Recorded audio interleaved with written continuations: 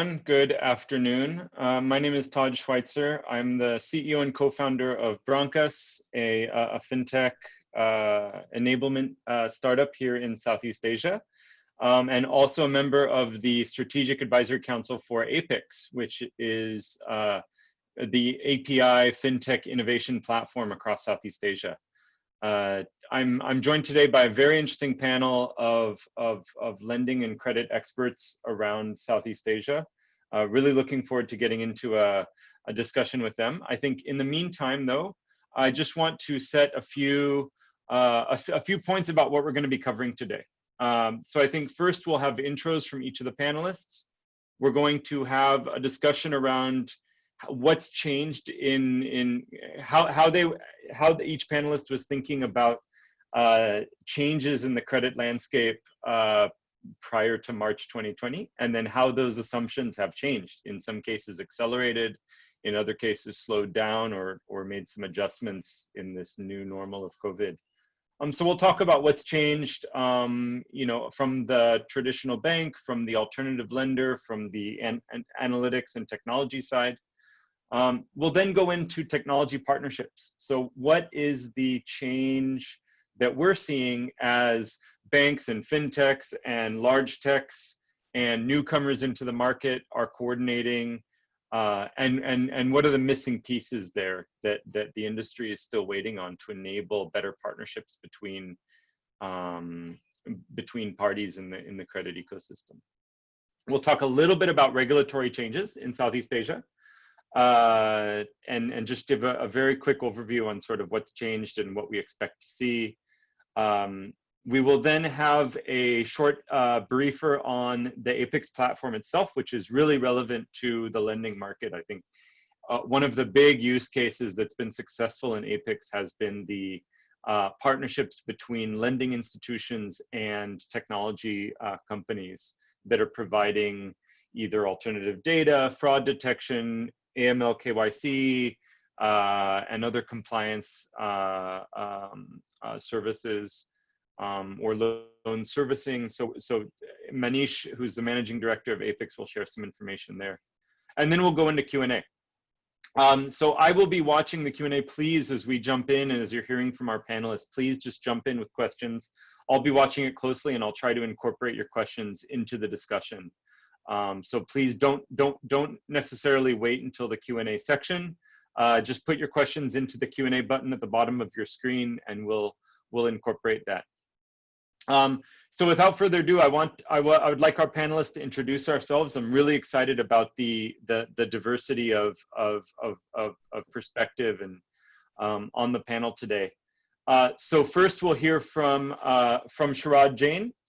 Second from Raghav, Mathur at Grab Financial, and third from Ivaylo, Kolev at Experian. So first, Sharad, can you introduce yourself, a little bit on your background, and then what you've observed in your role running consumer credit, and how that has changed sort of pre-March and then moving towards kind of the new normal now in Vietnam. All right, thank you, Todd. So let me just introduce, hi everyone. Let me just introduce myself. I'm Sharad, Jain. I head the cards, lending, and the household business segment for a large Vietnamese bank called Vietnam Prosperity Bank, VP Bank. It's been 2 years for me here in Vietnam, and prior to this, I was in the Middle East, and before that in Middle East, India, and as well as Asia Pacific with Standard Chartered Bank. So as Todd just mentioned about it, it's pretty interesting to actually talk about COVID, especially sitting in Vietnam here. I guess we started seeing the pulse of COVID pretty early over here, but I'm glad to actually say that this is probably one of the markets where COVID situation has actually returned to quite a bit of normalcy pretty early as compared to the rest of the markets. So I think, but that's interesting. But the fact is that whether COVID is pretty deep in a country or not, but the fact is that it has definitely changed the way the norm of the business is. And few of the things which I've actually seen prior to March versus now is essentially, I think the first and foremost change has actually come in terms of, from a traditional bank point of view, is the way you look at your traditional business models of lending and acquisitions. And I think where huge dependence on branch network as well as alternative direct sales models. And suddenly with the COVID environment and social distancing, we've completely seen a change in terms of the business model. A lot more focus is actually coming on digital acquisition and other models. So that's probably one point which comes out the most important. The second Sharad, piece. Share an example? Could you share an example of the how one of these new digital initiatives? Sure. So I think one of the things that has happened for us over here is that for us, digital acquisition used to be just about 5 to 7% of our acquisition. And over the period of time during the COVID period, we were forced to actually make amends to the entire digital workflow and actually focus on making it faster, making it lesser painful for the customers. And the fact now is that it has actually moved from about 7%, it's already moved to about 45% of our total acquisition. And that is something which is continuing to grow. What has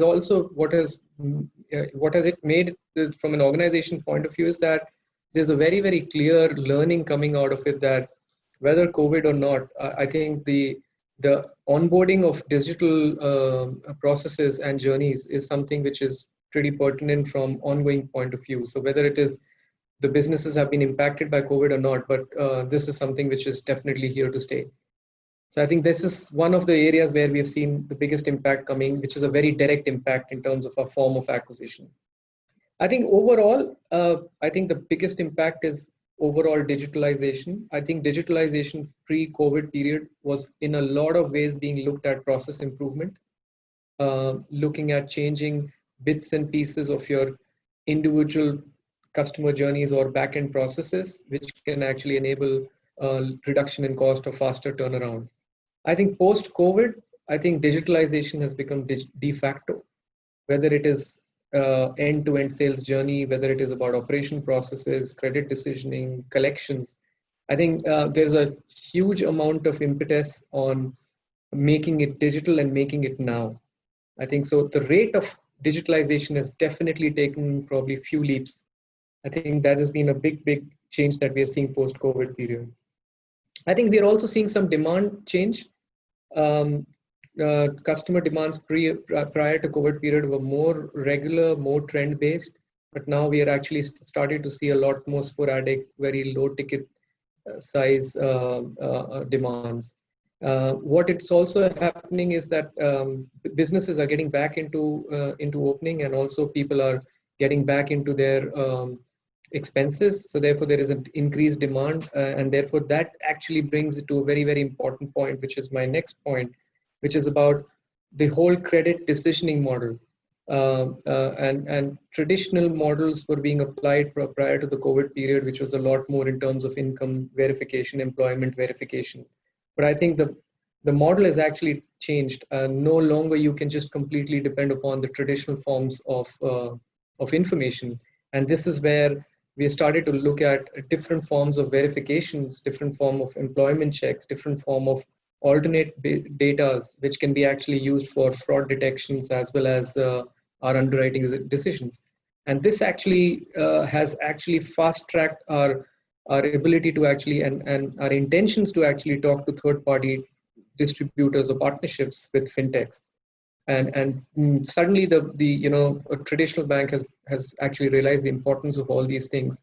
So obviously the pace at which these partnerships are actually being taken has increased a lot. I think another area of change which we have started to seeing is on the collection side, which is the last point from a credit life cycle point of view. I think traditional forms of collections and account management were being done, but now we are seeing different ways of skip tracing which are being introduced into the market, and that is pretty interesting. Again, it's very technology based and very partnership based. Another thing which is slightly not talked about, but I think it's about the customer experience. And I think a lot of banks have actually been realizing and have the need to actually take account management or line reductions or account blocking strategies for a lot of customers. But I think this is where banks are actually starting to look at it differently. how can we actually bring in a lot more machine learning and predictability in terms of which behavior can actually lead to a loss and which behavior should be, which behavior does not. And therefore those actions have to be a lot more customized rather than trying to do a one size fit all approach, which can actually negatively impact a lot of your portfolio just because you're averse to, or fearful of the credit losses which may come in. So I think a lot more approach is also coming in terms of using data analytics and machine learning to actually make sure that the customer experience and personalization is actually delivered to the customers. So I think these are a few of the important changes that I'm seeing here in the market. That's great. Thank you, sir. Thank you so much, Sharad. And I think, being based here in the Philippines, and I think some other markets as well, we're a bit envious of the situation in Vietnam. It's a lot more stable than elsewhere, so that's good for you. So Raghav, going to you. So Raghav is head of data science at Grab Financial, the lending arm of Grab. And so I think, Raghav, what's so interesting about your role in the universe here is that, I mean, Grab is in many ways an organization whose lending business is built with what traditional banks would consider alternative data as default, right? And what traditional banks consider a new digital channel as really the only channel, right, for lending. And so very curious to know, contrasting with, or maybe compared to what Sharad has mentioned, how you've thought about your lending business, prior to March and then March onwards, and how things have changed. Hey, thanks, Todd.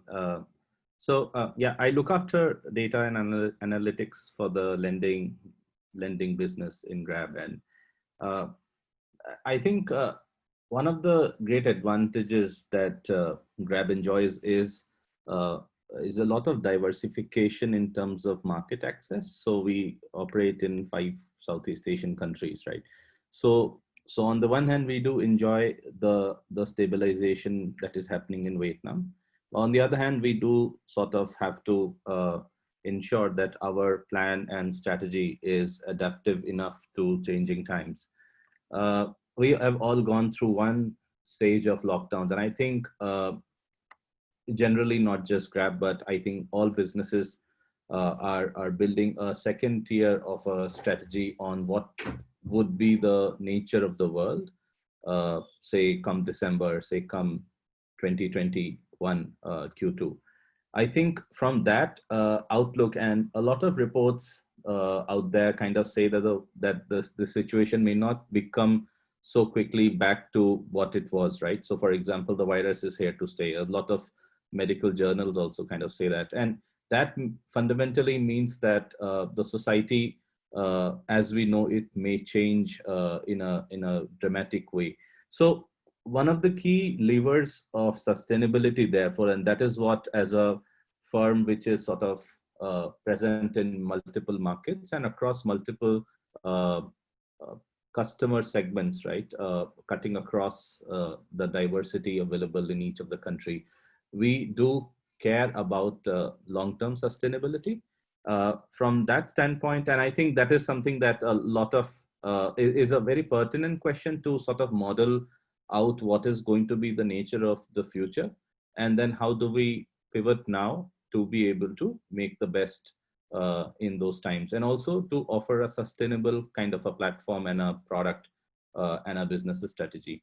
From that standpoint, what is also interesting to possibly note is that credit historically has been a lever of growth, right? And what we are possibly debating right now is the sustainability of credit as an industry itself in these new times, right? So, so I think that if we were to somehow ensure via various forms of partnerships, via various forms of working together, collaborations across markets, across, bringing together technology pieces, data pieces, commercial win-win situations.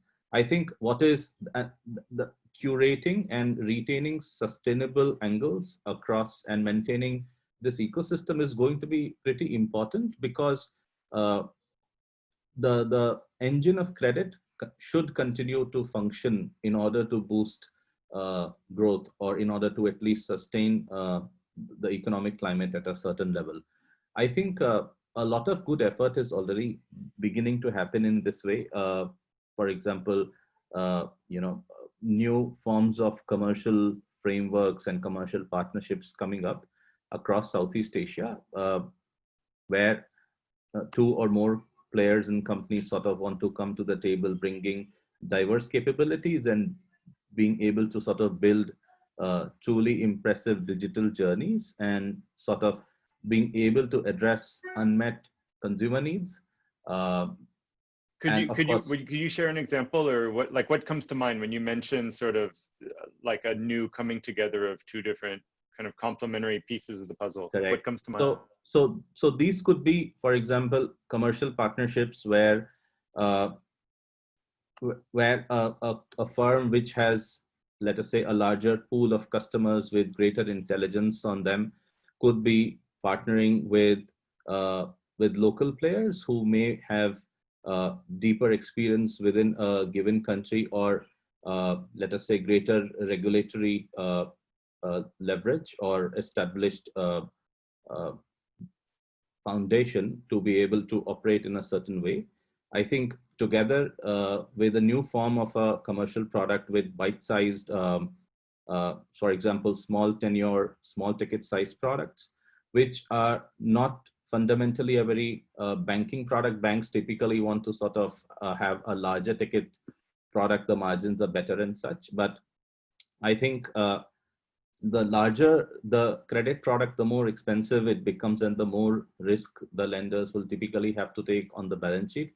If we were to substitute that with smaller ticket, smaller tenure products, and then of course have the ability to have repeat take-ups, and therefore build together an ecosystem where there is a great amount of stickiness on that platform, I think that is where a lot of the fintech is headed in terms of its energy and resource allocation. And I think that is where it also complements a lot of banking products. I think that is a good example of how, and by the way, this wouldn't have been very different if COVID had not come. I think COVID only accelerates the need for such innovation in terms of credit products.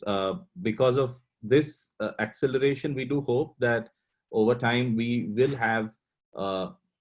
necessitate the environment will possibly necessitate penetration quite deeper into the economic strata, and sort of not just have to focus on the fat margins on the top, because those margins on the top may actually sort of shrink, and to sort of have enough volumes for doing business, I think it may just become a volumes game. Who knows?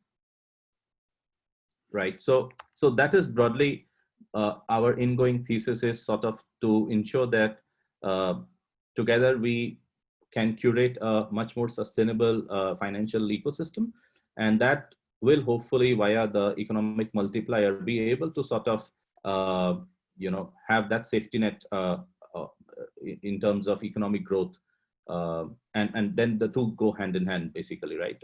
Better economic growth leads to a better credit environment, and vice versa.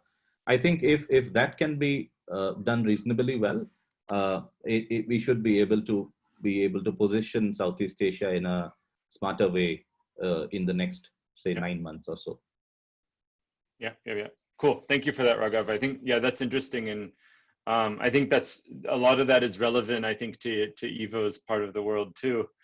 So Ivo Kolev is the general manager for Experian Atlas and MicroAnalytics in Southeast Asia. And Ivo, I'd love for you to introduce yourself, your vantage point, as well as what your experience has been as Experian thinks about, credit enablement and analytics in kind of prior to March and then post March. And also, I think Raghav touched on an interesting point about kind of larger, really technologically robust players partnering with local experts, basically, and experts because they know the regulation, because they have deep experience, because they have a trusted customer base or user base, or they have access to particular kind of localized data that can really complement the larger player. And I think that's a big part of Experian's business, no? So would love to hear, your vantage point, and also how you see the role of technology leaders partnering with kind of local lenders across the region. Yeah, thanks, Todd, and thanks, Raghav and Sharad, for the great insights. So my name is Kolev, and I represent Experian, and we're the largest global information services company. So our business is data. So we help organizations drive better decisions by using data. Now, within Experian, I'm responsible for two businesses which complement each other. I've been in Southeast Asia for 7 years now. The two businesses I represent are MicroAnalytics and Atlas. Now, what we do within MicroAnalytics is we focus on telecoms. And we help telecoms to monetize their data and also improve their subscriber loyalty. And we believe the two are very important since, if you provide bad product, your subscribers will leave you. So ultimately, we aim to help those organizations achieve their goals through two streams of monetization. One is internal, so how can they create hyper-personalized services for subscribers based on data and behaviors. Some examples include really micro or nano credits for services, for topping up prepaid cards, for paying for through Google Store, etc. And the second stream would be external monetization. So how could Experian co-create products with the telco and then sell those products or facilitate the sale of those products to the lending industry or e-commerce industry to drive value outside of the telecom itself. Some examples are, I'll call out a product we came up with in the region called X-Score. So what we've done is to leverage telecoms data and help lenders gain better insights on risks, but also for use cases like prospecting, onboarding, collections, and marketing by leveraging that data point. And then that business has been the catalyst for us to create Atlas, which is the other business I run. And it's focusing on collaboration with fintechs and consumer hubs. So we really, a couple of years ago, we designed Atlas based on the trends we saw in the region, the rapid adoption of alternative data, the huge opportunity to facilitate credit to the unbanked and underbanked. And we thought with our expertise in pretty much thick file bankable people and credit bureaus, how could we leverage that to start addressing seriously the topic of thin file? How could we leverage that to give confidence to lenders to make credit decisions based on non-traditional data? Because it's data after all, right? So the tools, the processes, the expertise applies. So within Atlas, we actually partner with our venture arm, and we even take positions in businesses where we believe we can add value. And also those businesses are strategically positioned to have a huge traffic of consumers. Some examples are Grab, Compare Asia Group, Ginexu, C88 within Southeast Asia, where we've leveraged our technology, we've invested, and we're jointly addressing certain use cases in their markets on how to improve access to credit, fair access to credit. Now, what happened during COVID and before COVID? So before COVID, market by market, you had a pretty mixed picture of adoption of alternative data and feel from the different verticals like banking, fintech, multi-finances, auto finances towards using alternative data for credit decisions. So like in Vietnam, that was business as usual. In Indonesia, it was on the rise. Philippines was on the journey. Now, when COVID hit, what happened immediately was a sharp segmentation of reactions in our clients. We had the clients who basically shut down lending. So we had quite a lot of clients who stopped lending. They focused on restructuring loans. They focused on improving customer experience and and collections. And guess what? That doesn't mean they do not need data, right? So our role in that was to bring some stability in, and to Raghav's point, bigger players with more stable financials who are able to withhold the storm. So what our role we played there was to help them assess what is the best data technology and strategies for them to adapt to that situation, right? So how can they accelerate the processing of loan restructure? Because the people who were doing underwriting in the banks were now focusing on manual restructuring of loans. And these are manual processes. It takes time, resources, it's expensive. So how can we solve it through technology and data? Things like digital onboarding in that use case are used for digital restructuring of loans. So same principles, you just tweak the tech differently to solve for that use case. So that was one big area for where we added value. We had to adapt. We saw markets demanding it. You had the other extreme where mostly fintechs and fintech lenders with good management of their unit economics, they kept lending, right? So they kept lending, but to make those better decisions, now you have a whole lot more of underbanked people, right? So due to the economic situation, people lost jobs, etc. So questions were around, what are the data sources and data points which tell me before everyone else knows it that that person is at risk, or that that person found a new job, or that that person has a capacity to borrow more? And what product should I give them? So personalizing the lending product to fit the new needs of the consumers, because the consumers had the same needs, right? So you still need access to credit, you still need to pay for things, you still need to invest. You do it differently. So the advanced fintech players who kept lending in that storm, they wanted to adjust their products and services and keep doing that in an agile way through better data, better technology to be adequate to consumers. And then we had the group which focused aggressively on growing business through existing customers. Right? So that was an extreme case where literally a group of clients, a mixed bag of fintech lenders and non-bank financial services just focused on how do I cross-sell and manage that portfolio better so that I help my consumers, but at the same time I grow my business. And again, same ingredients, just combined differently. So what data gives me that insight? How do I automate these processes? And how can I do that faster? The other thing we saw is the trends of digitization, adoption of things like digital onboarding. Before COVID were standard planned projects, which you know are coming. They're having their own pace across the region, different markets reacting differently.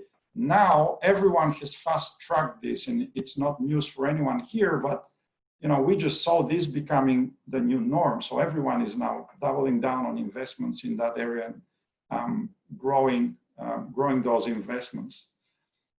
An interesting trend we saw was data hubs. Sorry, just to add that point, I think it would be interesting. Please. Data hubs like e-commerce, right? So they realized that, oh, wow, we have data which could be an asset. So how do I take advantage of that? So if I'm an e-commerce and I want to bring a bank over to use my data for whatever the bank wants to use my data, how do I do that? And this is a particularly interesting trend we see because it's across the board. And we were able to participate in helping those symbiotic relationships. So pretty diverse, but you can see clearly the same trends emerging and pretty much the same needs coming up. Yeah. No, so thank you, Ivo. That's interesting, and I think a good segue, because I want to cover in the time we have about how. So we all agree that digitalization, whatever we call it, has gone from kind of a standard, moving apace to something that is now top of mind for across the region and across the industry. What I'm curious to know, and we can get a little bit technical here, because I think there's some misconceptions about how these data and technology partnerships, customer acquisition partnerships, even, with collection, with analytics companies that are supporting collections and skip tracing and these things. How does the partnership actually look like? Because at least what I've seen from Brancas, Brancas is we build and manage open APIs on the bank side, and also for some fintechs and alternative lenders that are either consuming or exposing APIs, typically in partnership between, a bank and a lender, or between a lender and an alternative credit provider. Sharad and I were talking earlier before the webinar about, in this case, VP Bank and a ride-hailing company, and doing that data sharing.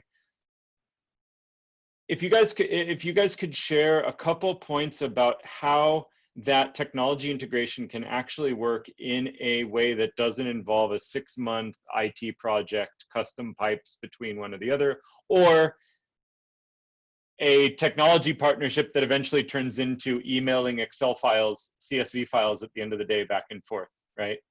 So maybe Sharad, I'll ask you. I'll point this to you for now. As VP Bank, it seems like and you're leading the charge on a lot of these, bank fintech partnerships.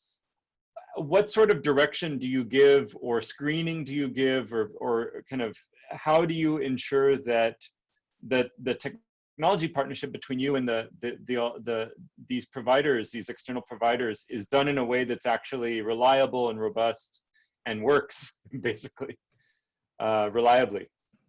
So I think, Todd, the approach that we are actually having is that you just cannot have a very, very end state objective in the mind, because then what you'll have is a long gestation period, and that probably would not serve the interest of the business. So we're looking at it at different strategic and based on time frames. So I think the long-term strategy is absolutely that we are actually working on a completely open banking. And therefore, open banking is a big long-term strategy for the bank, where we are looking at investing in building infrastructure to actually start consuming and partnering with different API sources. And that's a long-term project which the organization is actually building on. Having said that, there are other 2 or 3 things that we are doing at the same time. One, we are looking and partnering with aggregators who can provide us multiple alternative data sources under one platform, and then doing an API integration with them, so that we can then, now it depends upon if these data sources are coming up from a verification and fraud detection point of view, then we integrate it based with our loan origination and decision engines. Or if there is a capability that they have in terms of scoring, then we look at alternative scoring and doing a back testing, and then start using it in terms of credit decisioning. So that's another approach. Third approach, which we are also working on, is straight away working with direct partners whom we think have the potential. And as Ivo pointed out, I think telcos is a big opportunity.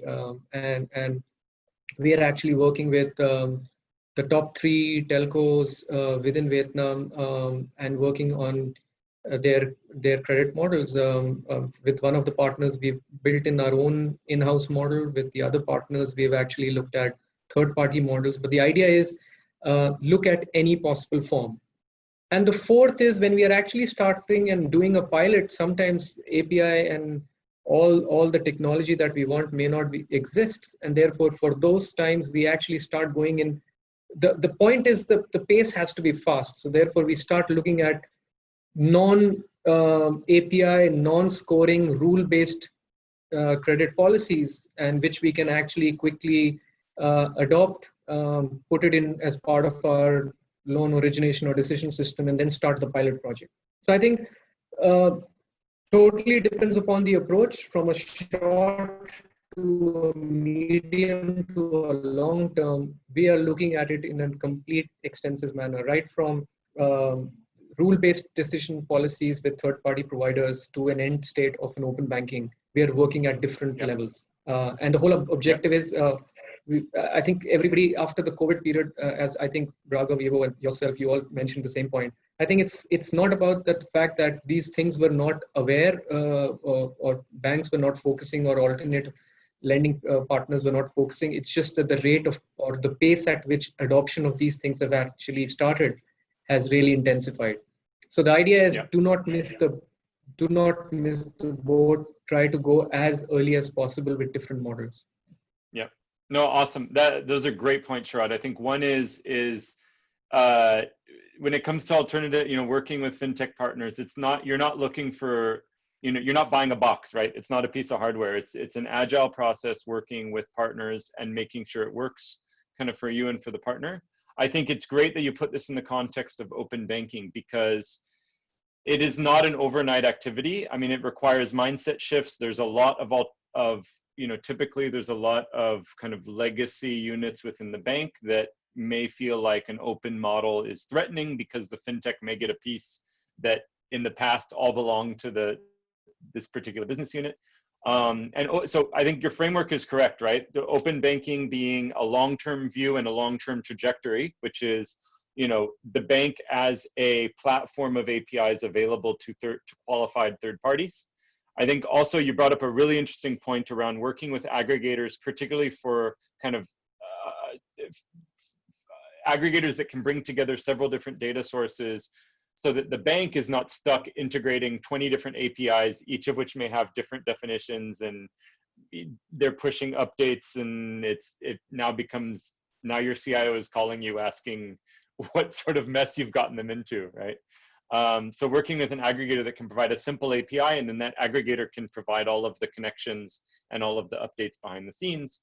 But then there are certain strategic partners like a telco, possibly like a ride sharing, partner that basically is strategic enough and has diverse and large enough and deep enough of a data set that it's worth actually building, a customized pipe, because that pipe is robust enough. So I think that's really interesting. Raghav, on your side, so how are you thinking about technology partnerships? I think obviously Grab, you're a platform by definition, right? And so I think, integrating third-party activities and services is kind of core to the Grab ethos. But at the same time, they also have to focus on business as usual, I imagine. So how are you thinking about technology partnerships and doing that in a way that allows you to keep your eye on the ball, so to speak? See, I was referring to small ticket and small tenure products, right? So so by the definition of that product, and to be honest, there is not a lot of them out there in the market, right? So the moment we want to shrink the ticket size, etc., the margin that is available at play is very little, right? And therefore it fundamentally becomes a volume game or a repeat borrower exercise, ability for the player to sort of have repeat borrowing or repeat customers. From that standpoint, the value that, so the price point at which we want to engage with alternative data sets becomes a sensitive point, right? For the product to be profitable. Number one. Number two, that it needs to, the alternative data needs to bring in that kind of additional value, which will help us make better margins even within the boundary conditions that we have on our products. I think those are the two broad sort of guardrails, or in which sort of we want to think. And but at the same time, the good thing is that the moment we identify a certain source of alternative data, for example, I think the headroom to leverage that in terms of volumes is huge, right? So I think usually a lot of our conversations have therefore a stage where we are evaluating, and also maybe sometimes changing possibly our approach, our credit policy, etc., to accommodate for the additional signal that may be brought in via the introduction of a alternative data point, right? When we are able to do that, and fairly agile, so the first part being proving the commercial use case for that alternative data to be onboarded. But if we are able to do that, then the second question is the scale, of which I think we have a fair bit of experience in trying to kind of scale some of the products fairly fast. So the first question, which is discovery, which could be data discovery, but very tightly tied to commercial discovery of the opportunity itself, is a very interesting phase. And at that time, a lot of good and healthy participation happens from a variety of teams. For example, not just data science, but commercial and credit risk, to sort of evaluate and give that kind of a green signal from all such uh, uh, commercial equation references. So I think that is where I think it is. This may be slightly different for banks, where maybe, again, assuming that the product structures are sort of bigger and therefore the economics is a slightly longer term in nature. Uh, so that is the economic lens of it. The second lens is the availability of such data points themselves.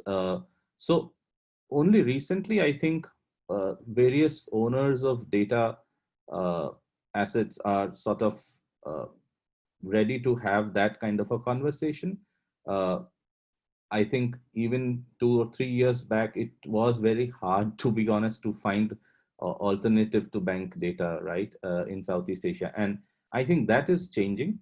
Uh, Also, with the introduction of a lot of tech tools and a lot of uh, data players in Southeast Asia, I think it is a good place the ecosystem is heading to. Yep, yep. I think that's right. Thanks, Raghav. Okay, so let's pause right now, and I'll ask Manish to give an overview on APIX, particularly on how APIX is helping create some of these technology partnerships between lenders and lending supporters.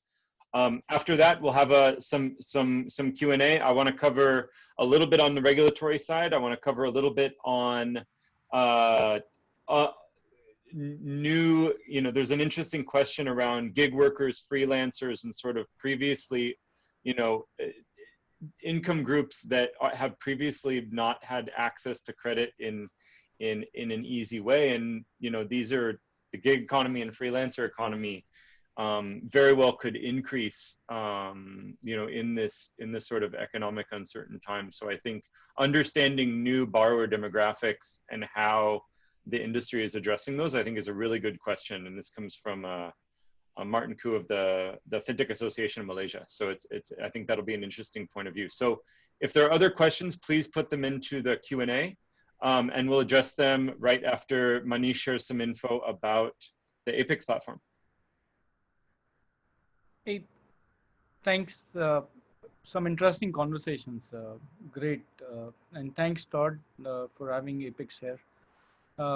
So APIX is it's a collaborative platform. We've been around since 2018, Singapore Fintech Festival, when we launched the MVP, and we went commercial only during the SFF last year. We are a not-for-profit entity, and we are backed by Monetary Authority of Singapore, IFC World Bank, and ASEAN Bankers Association, and we also have AMTD Foundation Hong Kong and MasterCard as our corporate founding members. And two of our very close SAC members are on the webinar today. Todd, who is a member on the SAC from Brancas, and Experian, which is also part of the Strategic Advisory Council. The objective of APIX is to, speed up the process of discovery, experimentation, and digital collaboration, because we believed that these are few things which create a lot of friction in this absolutely required thing today, which is collaboration. We understand, and all of us do, that banks with their legacy system find it difficult to speed up and move faster. And fintechs have this perennial issue about door-to-door sales, and for them to come together, it was important that there is a via media in between, and that is what we created, the world's first open innovation platform on cloud. We are primarily a sandbox, a public sandbox, to do experimentation, and we have built a whole ecosystem of services around this sandbox, which is a global fintech marketplace. We have we have more than 300 plus fintechs on the marketplace right now. We also have built in 3 million rows of synthetic data, and connector APIs, which are essentially replicating our core banking platform, because we realize that a big problem in collaboration is data sharing. And if somebody was to approach Raghav today and say that I want to work with Grab, Raghav will think twice before he can expose his data for that fintech, and rightly so. So we try to ease that problem. And then we also have a fintech solutions catalog, where fintechs can come and demonstrate their capability by uploading not just their API. We have an API catalog, but also their full-fledged systems and solutions on the solutions catalog. We also run a very vibrant community of like-minded people. You don't necessarily need to be an APIX member to be on the community. It's an open community of close to about 200 plus, 2,000 plus participants now. An APIX subscription is built. We are a subscription-based organization, membership-based organization. Everybody contributes in their little way. Uh, like I said, we are not for profit, so we don't we are not a commercial organization. We are there to support the ecosystem, and we can create packages as per the requirement of the fintech or the financial institution. Next slide, please, Jean. Very recently, we also ventured into the virtual hackathon space. We are running perhaps one of the few of the world's biggest and most prestigious hackathons as I speak right now, which is the G20 Tech Sprint, along with Bank of International Settlement Innovation Hub Singapore, uh, which we have seen close to about 130 plus applicants from 40 plus countries. We are also proudly hosting the UN CDF Financial Health Challenge and the Global FinTech Accelerator and the MAS FinTech Awards, which are pegged at about $1.75 million uh, uh, you know, uh, awards on the line there. And we are hosting close to about 600 plus fintechs who are participating or are applicants in these hackathons. Next slide. Besides these, very importantly, for the fintech community members on the webinar today, we also are running two very big programs to support the fintech community in these very difficult times, which is the APIX Care. So if you are a Singapore-based fintech, you can come on board APIX, complete your profile 100%, upload an API, and be eligible for a free 6-month APIX Care program, which will give you an APIX membership for 6 months for free. You also get an insurance top-up from Prudential uh, for your employees. We also offer between 5,000 to 25,000 US dollar worth of AWS credit for all our members, so you are eligible for that as well.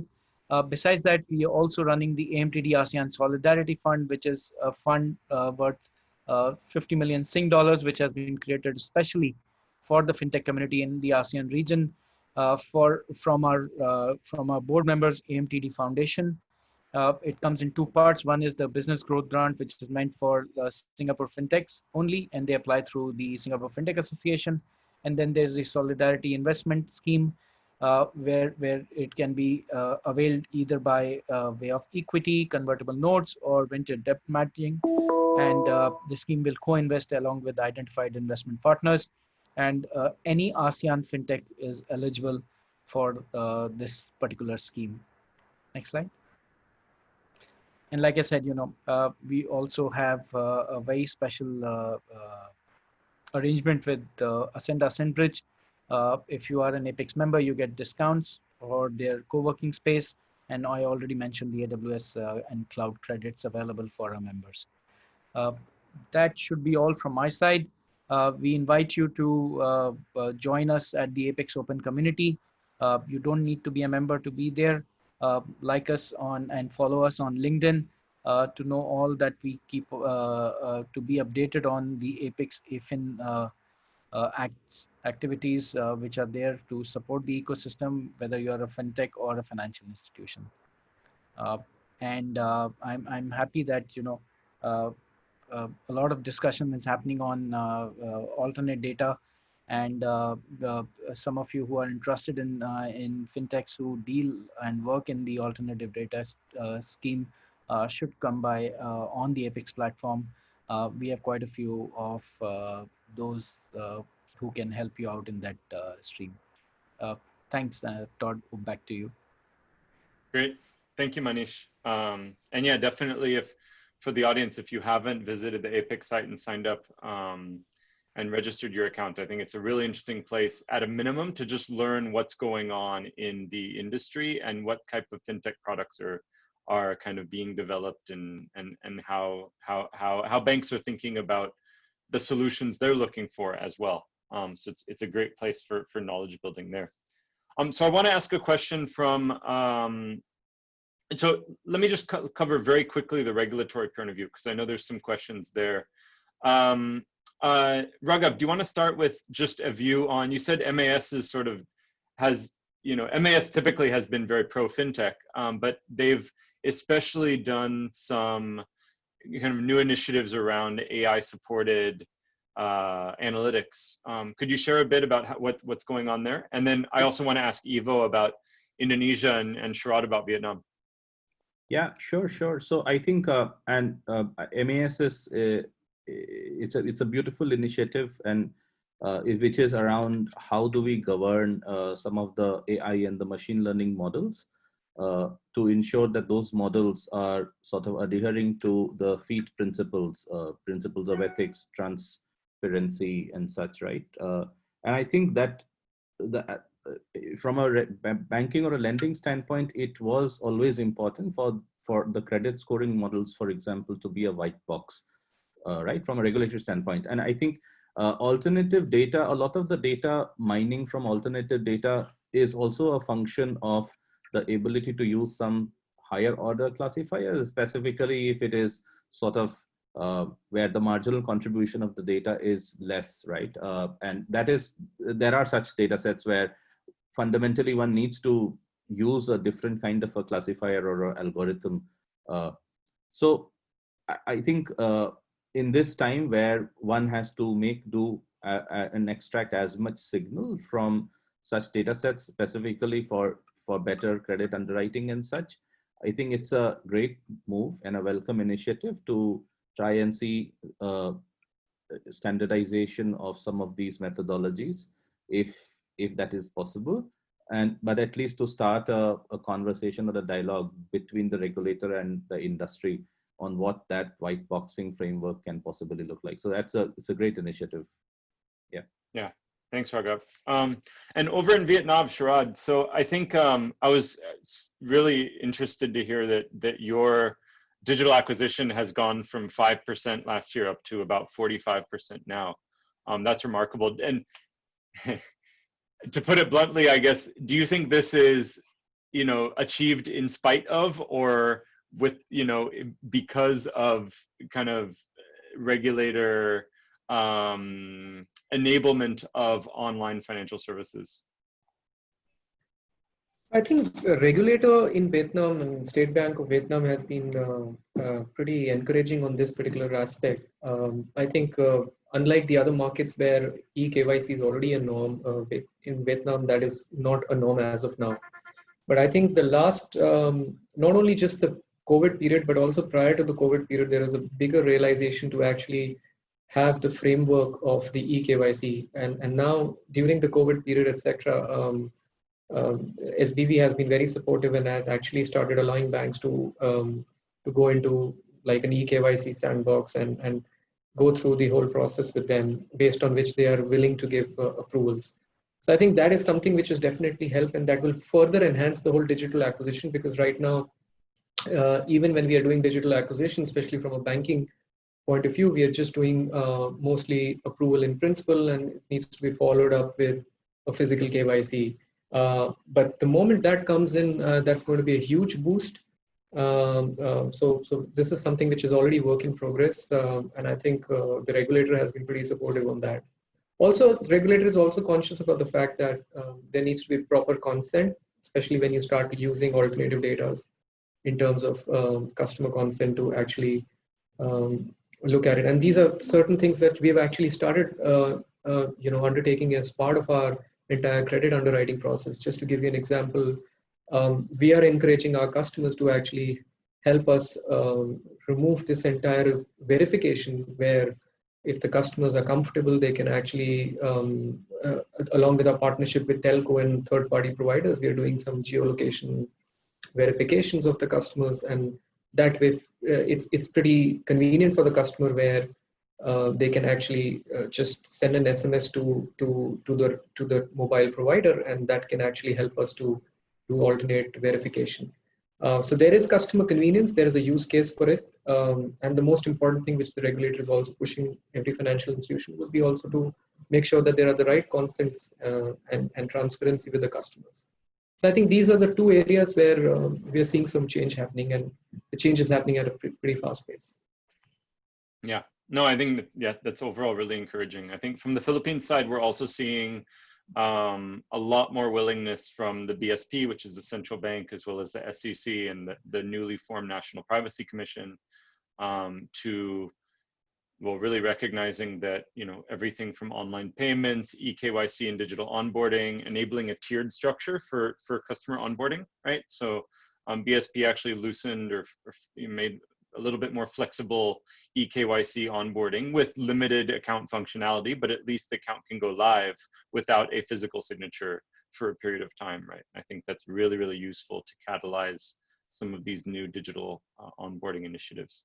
What it also does is it changes the economics, right? It makes it much, much easier to service these customers because they're not visiting a branch and, you know, dealing with customer service and all the fussy kind of in-person stuff, because they can't. In these times, at least in Philippines.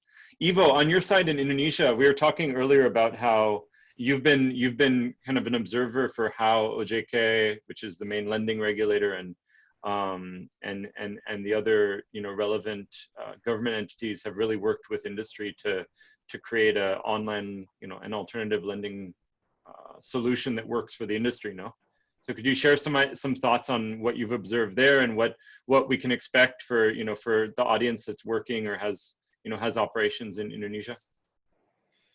Yeah, look, I believe the Indonesia reaction of regulators to the trends of alternative data in particular is a great example of tight collaboration of a government body regulating the lending industry and the industry itself. And this was, so what it did is two things, right? So a couple of years ago, it formed a platform for fintechs and fintech lenders to provide feedback to the regulators through the Fintech Association.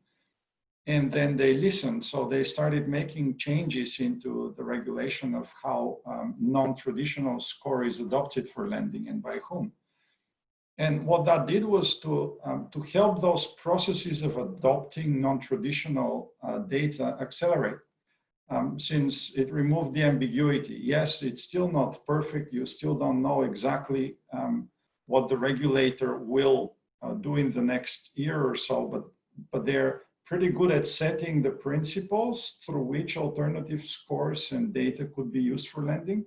And that helps the adoption to snowball. So you start first with the fintechs, but then traditional lenders and banks see that it works for fintechs. The legislation is making sense, so they start trying it and adopting it forward. And you can see in the last 2 years, Indonesia has skyrocketed in terms of adoption of alternative data. Something which Vietnam has enjoyed for longer is now catching up in Indonesia, and it is you know, on the rise, and quite a lot of potential there. So the combination of association, which pulls the industry, then feeding back information and demands and trends into the government body is working pretty well there. And I'm quite bullish on that. And I do believe in the next couple of years, we will see a more of an exponential growth of lending in all of its forms in Indonesia, despite of COVID.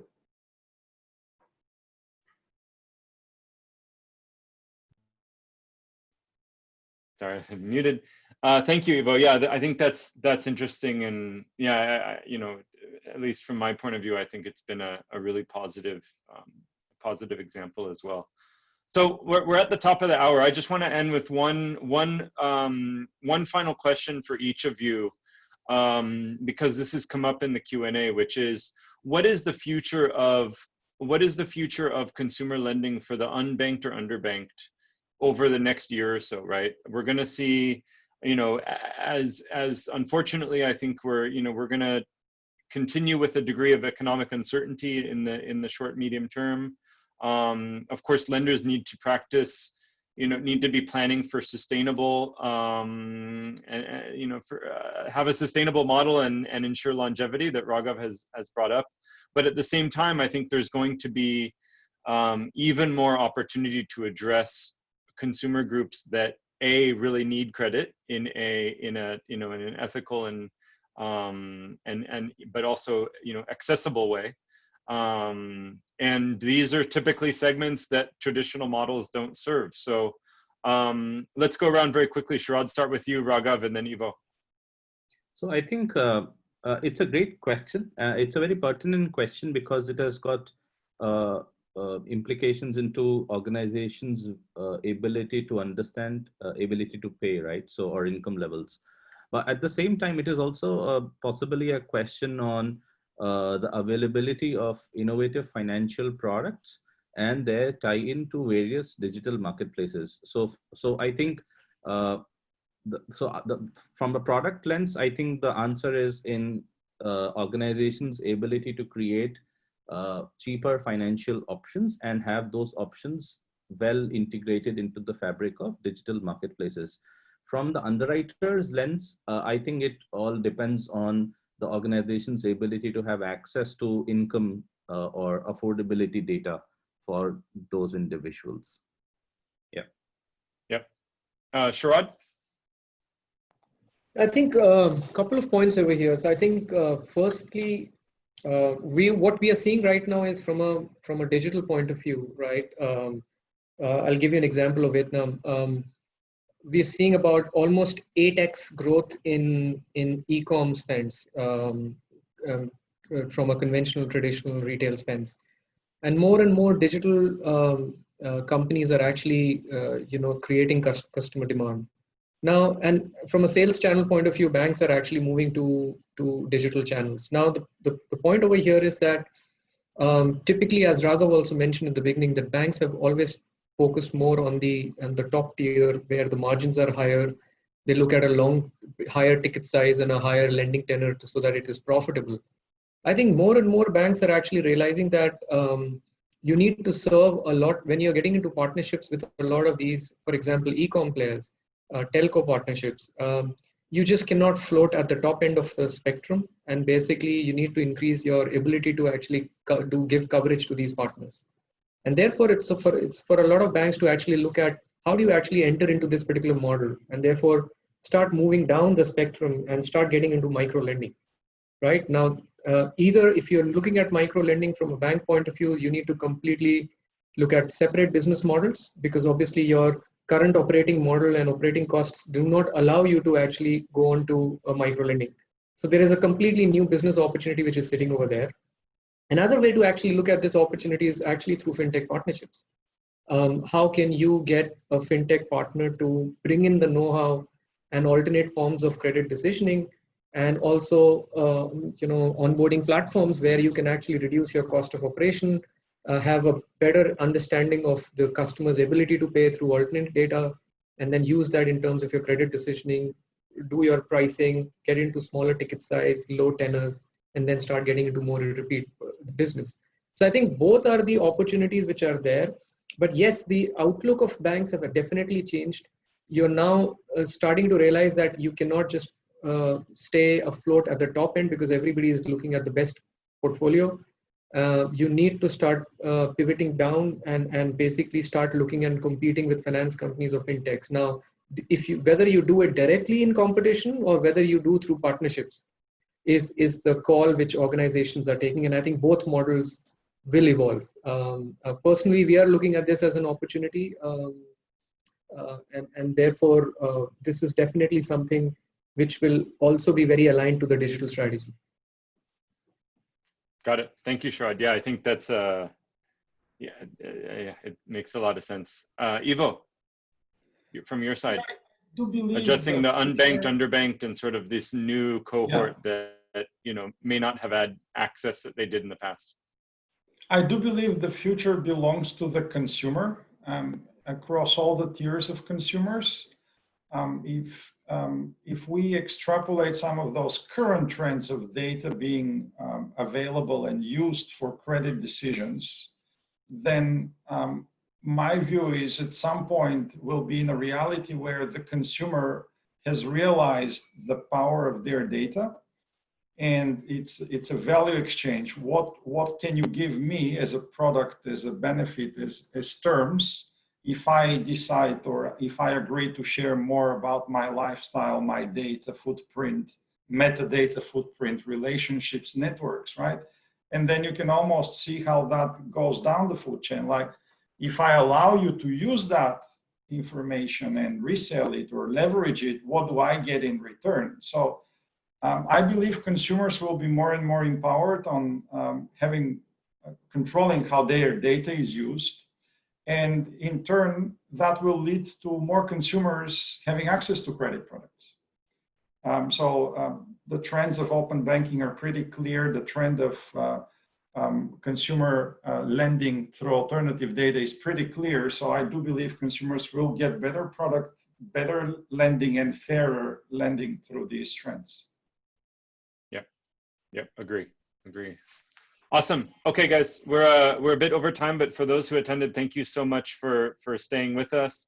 Ivo, Raghav, Sharad, and Manish, thank you guys so much for the insights. I think really interesting discussion and good kind of back and forth about how things are changing and current trends that are accelerating. Thank you all for the time and have a great evening ahead. Thank you. Pleasure. Thank you, guys. Thank you, Raghav, Ivo, Manish. Bye. Bye.